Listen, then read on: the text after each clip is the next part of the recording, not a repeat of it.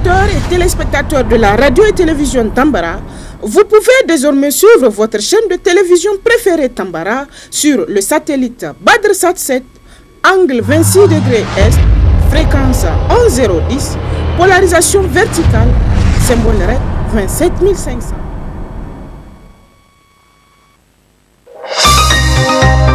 Suivez le journal avec STM Transport Voyageurs. Une nouvelle façon de voyager.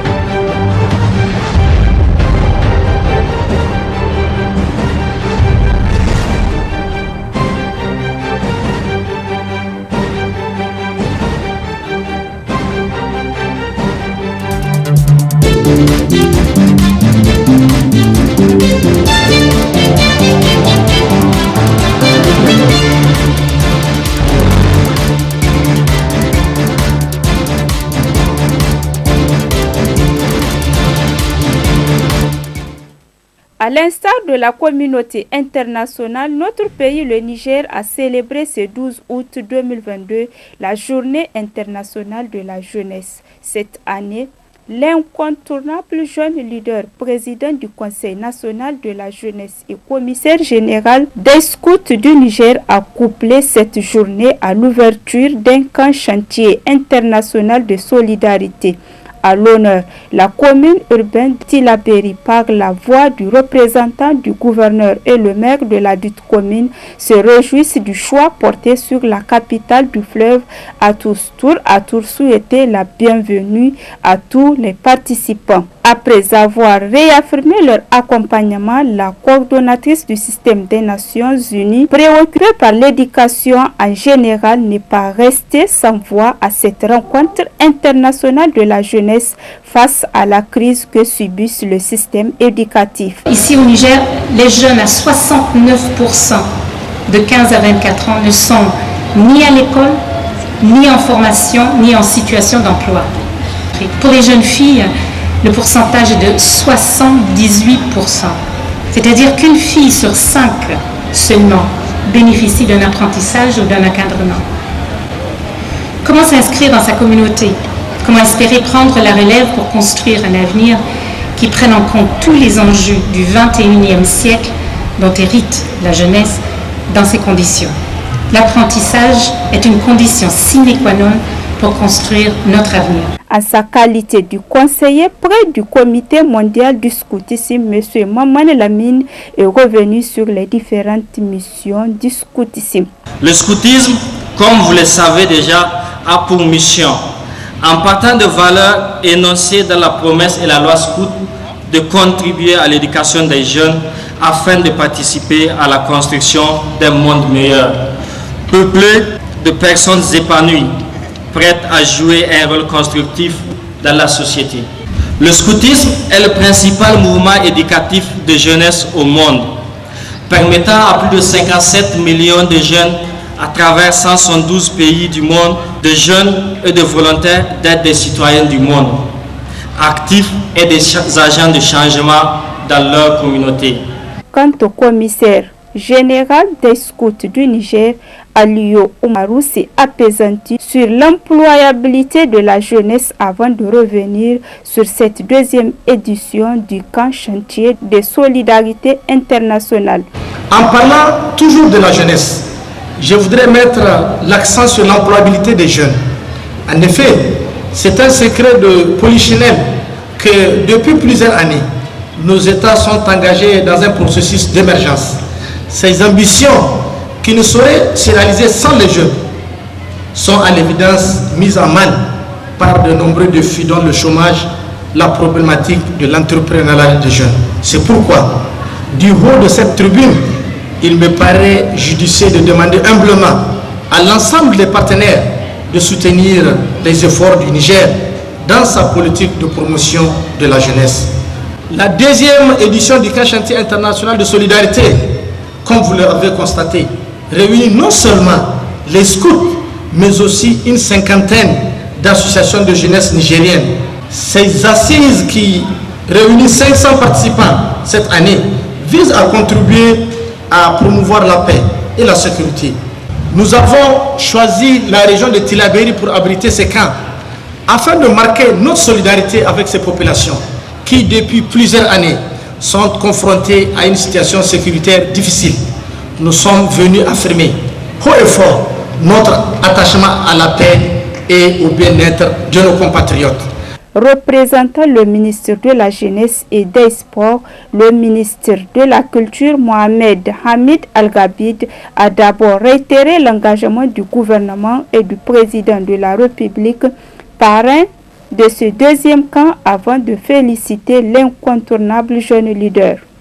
Votre association, à travers l'organisation de cette deuxième édition du camp Chantier international de solidarité, sous le thème Paix et sécurité au Sahel, engagement des jeunes pour l'entrepreneuriat et la résilience face au changement climatique, vient matérialiser son engagement à accompagner le gouvernement dans la mise en œuvre de sa politique nationale de développement des jeunes.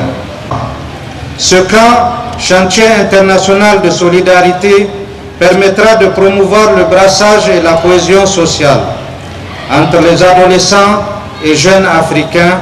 La cérémonie d'ouverture du camp Chantier international de solidarité couplée à la célébration de la Journée internationale de la jeunesse a pris fin sur une note de satisfaction générale.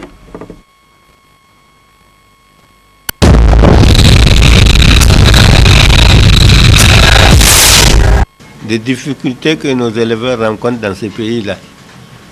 Au Bénin, c'est vrai, le Bénin a pris des mesures qui interdisent la transhumance transfrontalière. Donc nos animaux sont bloqués, ils ne peuvent pas. Ceux qui étaient là-dedans pour sortir ont des problèmes, ceux qui ne sont pas rentrés ne peuvent pas rentrer. Donc c'est à ce titre que nous avons eu beaucoup d'éleveurs qui étaient bloqués au Bénin et qui n'avaient pas pu avoir les moyens de sortir de ces pays-là. Il a fallu qu'on fasse une délégation pour aller négocier et ça a permis quand même, avec la compréhension des autorités du Bénin, d'avoir des facilités et faire en sorte que nos éleveurs soient de retour au Niger aujourd'hui. À ma connaissance, actuellement, ils sont tous de retour. Au niveau du Togo, ce sont des animaux burkinabés, surtout les gros ruminants qui venaient du Ghana, qui ont été interpellés et mis en fourrière. Je peux dire en fourrière parce qu'ils ont été séquestrés, évidemment, pendant des jours. Et les bergers les plus ont été aussi mis en prison. Donc, dès que nous avons eu les nouvelles, on a décidé d'aller rencontrer les autorités togolaises. Ensuite, évidemment, nous avons aussi nos Rouga et d'autres partenaires qui sont au Togo, qui nous ont facilité les choses.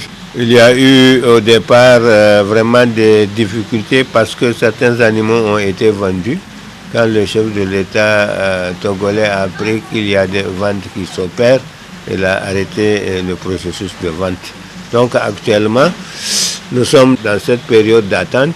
Il y a eu une négociation qui a abouti à des PV où on a recensé un certain nombre d'animaux dont on a reconnu que ces animaux ont été arrêtés. Et puis le nombre d'animaux vendus aussi, on s'est accordé là-dessus. Maintenant, il y a des enquêtes complémentaires que les autorités togolaises sont en train d'entreprendre au niveau des sites d'embarquement, des sites de rétention des animaux, pour vraiment affiner davantage le nombre, les chiffres en ce qui concerne le nombre d'animaux arrêtés et le nombre de personnes. En tout état de cause, ce que nous souhaitons en tant qu'organisation, nous voulons une rencontre tripartite Bénin, Niger, Burkina et Togo, pour que ces genres de situations soient résolues et que si on pouvait prendre des mesures préventives pour éviter à l'avenir d'arriver à ce genre de problème.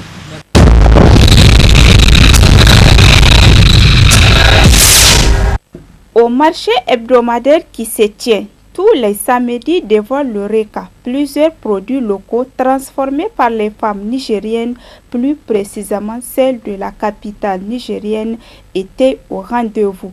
Mais deux produits ont plus attiré notre attention. Il s'agit du couscous de fonio et le fromage de lait communément appelé Ouagassi. Quant au premier produit, notamment le couscous du fonio, est le produit phare de la semaine. Pour rappel, le fonio est une céréale originaire d'Afrique encore peu connue et utilisée dans la cuisine.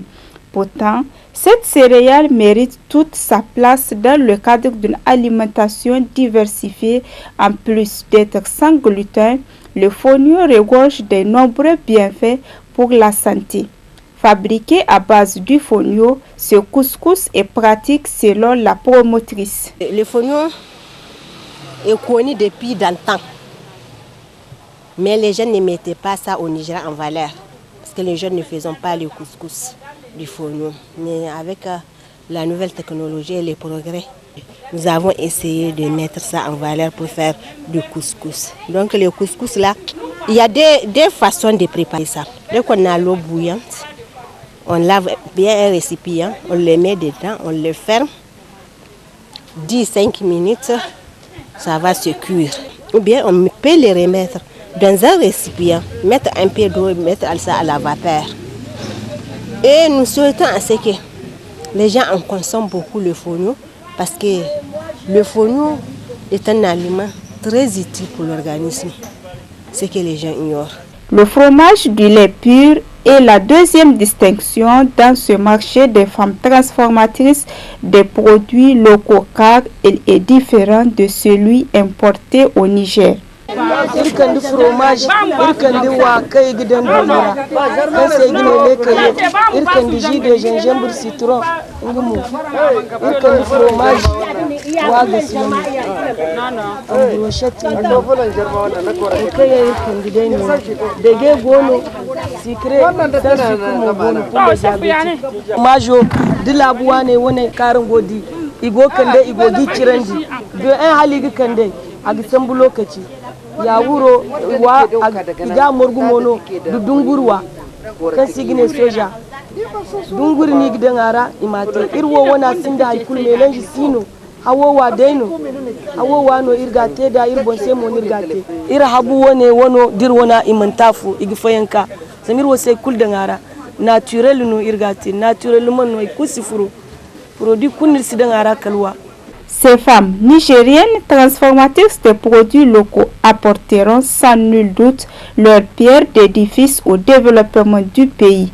Il reste seulement que les autres femmes fassent la promotion de ces différents produits en les intégrant dans leur panier quotidien.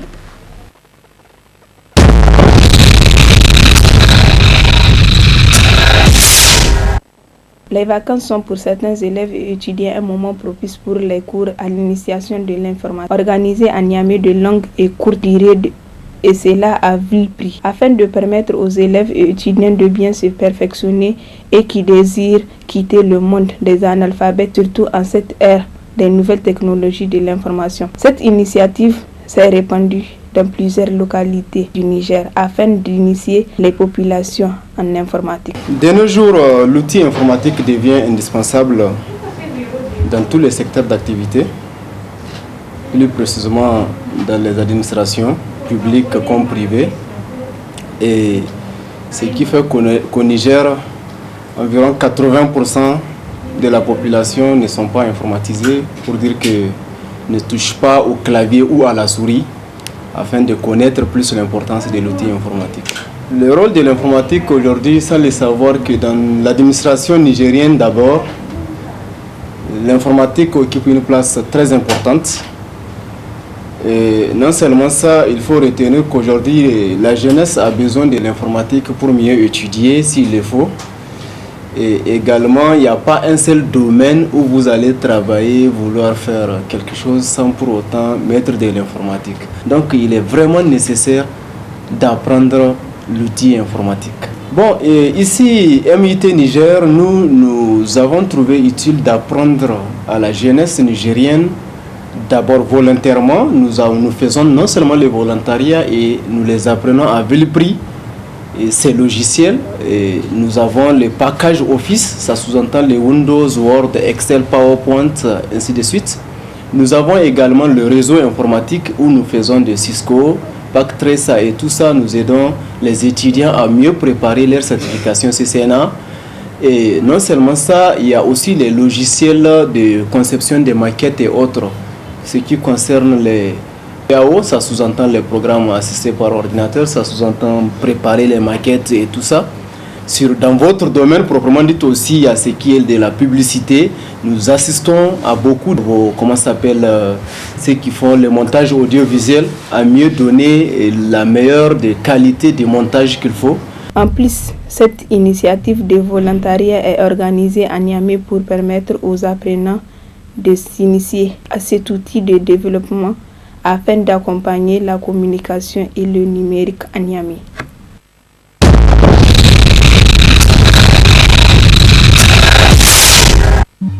C'est un curieux breuvage commercialisé depuis plusieurs semaines par celle qui est à l'origine de sa conception. Moi, je prends du collagène parce qu'il est juste super pour la peau. Une boisson censée éclaircir à la peau, vantée par cette femme d'affaires qui est aussi une députée controversée de l'opposition. À 34 ans, Nouran Foster, qui dirige une entreprise de cosmétiques, est au cœur d'une vive polémique depuis qu'elle a lancé cette boisson qui promet aux femmes une peau plus blanche, plus belle et plus jeune. Elle contient à peu près 5 produits. Donc vous avez le collagène, vous avez l'alpha-arbutin, vous avez le glutathione, vous avez la boisson minceur en enzyme. Ils sont totalement certifiés, ils sont bio, toute sécurité, vous buvez, vous n'avez pas de soucis. De l'arbutine ou encore du glutathion. Des substances qu'on retrouve dans la plupart des produits utilisés pour la dépigmentation de la peau. Mais ils sont en vente libre sans ordonnance ni contrôle médical, y compris dans des pharmacies comme celle-ci. Combien coûte du collagène? Ces boissons supposées contenir du collagène sont très demandées par une clientèle féminine qui veut s'éclaircir la peau malgré les risques encourus. Ça éclaircit ma peau, ça rend ma peau élastique. Et je reste toujours jeune, ça éclaircit de l'intérieur. Ça 60 ans, mais on ne dirait pas. Boire des produits dits éclaircissants, un risque majeur pour la santé d'après les spécialistes. Depuis des années, le docteur Henriette Meilo se bat contre ces produits de dépigmentation. Pour cette dermatologue réputée, avaler des molécules comme l'alpha-arbutin peut avoir de graves conséquences pour l'organisme. Alpha-arbutin est un proche de l'hydroquinone. Donc c'est un produit qui est utilisé pour dépigmenter la peau. Et quand on boit déjà, ça peut avoir d'autres effets secondaires, pas seulement au niveau de la peau, mais au niveau des autres organismes. Parce que la dépigmentation n'a pas d'effet seulement uniquement au niveau de la peau. Ça peut entraîner d'autres maladies. Il y a l'hypertension, il y a le diabète et le cancer de la peau. Dans sa boutique, la députée et femme d'affaires Nouran Foster affirme que la consommation de ces boissons dites éclaircissantes est bien autorisée au Cameroun. Et malgré la polémique, le ministère camerounais de la Santé n'a jusqu'ici pas eu de réaction officielle.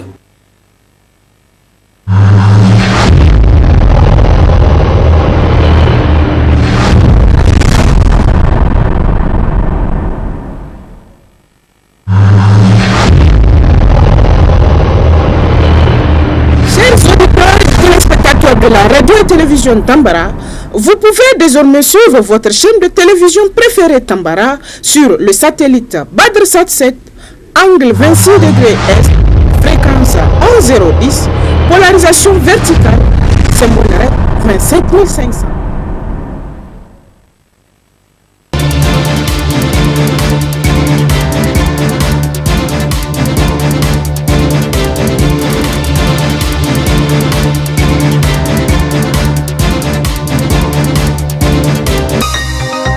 Ce journal vous a été présenté par STM Transport Voyageurs. Une nouvelle façon de voyager.